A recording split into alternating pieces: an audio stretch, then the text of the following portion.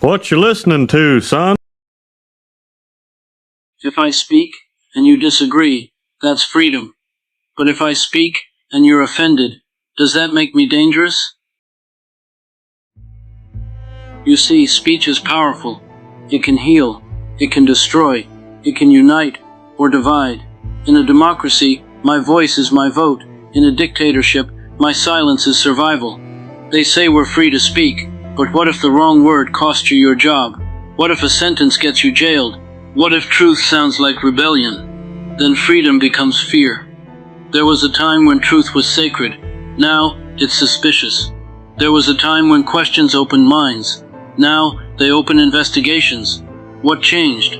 Maybe it's not the words. Maybe it's what they threaten. Maybe truth is dangerous, not because it's false, but because it's hard to control. Governments say speak freely, but only until you ask why. Religious leaders say express yourself, but only until your thoughts go off script. Society says be honest, but only if it's easy to hear. The moment speech stops fitting the narrative, it stops being protected. They dress it up in labels: hate speech, blasphemy, misinformation, and yes, hate exists. Words can be violent, tongues can turn into weapons, but the problem isn't just hate. The problem is who gets to define it. When truth becomes offensive, and offense becomes illegal, then power starts writing the dictionary. A journalist exposes corruption, she's silenced. A protester speaks for the voiceless, he's branded a threat. A comedian cracks a joke, now they call him blasphemous. Free speech doesn't die in loud moments, it dies in quiet edits, in subtle laws, in headlines that twist facts into fear. They don't need to burn books anymore, they just need to label them dangerous. And while they fight over what can't be said, no one asks why people want to say it. We never ask why the youth are angry, why the poets are restless, why the marginalized are loud, because asking why would mean listening, and listening might lead to change, but change is inconvenient, especially for those who benefit from silence. Now look at us, living in a world where algorithms decide what's important, where trending means truth, where outrage sells, and empathy is bad for business. We don't argue to understand, we argue to win, to cancel, to silence. One wrong sentence and your entire life becomes a footnote to your worst moment. We don't give people time to grow, we don't forgive, we don't ask, what did you mean? We just punish and move on. But here's the irony. While we silence each other for being offensive, the truly dangerous voices grow louder.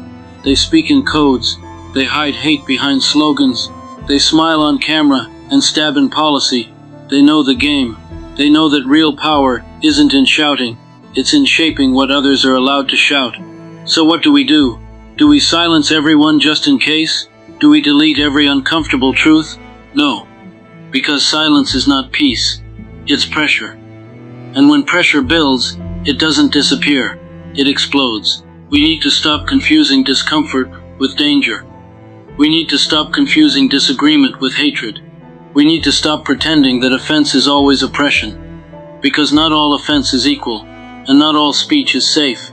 But that's the price of freedom. Real freedom, messy freedom, uncomfortable freedom. Let the racist speak, so we can confront him. Let the liar talk, so we can answer with truth. Let the radical scream, so we know where the fire is. But also, let the questioner speak. Let the rebel write. Let the artist draw. Let the citizen ask. Because if we silence every wrong idea, we also risk losing the right ones. We teach children not to shout, but we never teach them how to listen. We train adults to obey, but never to think. We punish expression, but reward silence. And then we wonder why no one speaks honestly anymore. So here's a question. Do you want a world where everyone agrees because they believe, or because they're afraid? Because the difference is the line between a free society and a controlled one, between conversation and compliance, between freedom and fiction. If you shout and I shout, we make noise. But if you speak and I listen, we create meaning. And meaning is dangerous. More than volume, more than chaos. Because meaning can move people. It can shift history. So hold your voice like a flame. It can burn, or it can light the way. Speak, not to destroy, but not to please either. Speak to reveal, to resist, to remind the world that silence is never safety, it's surrender.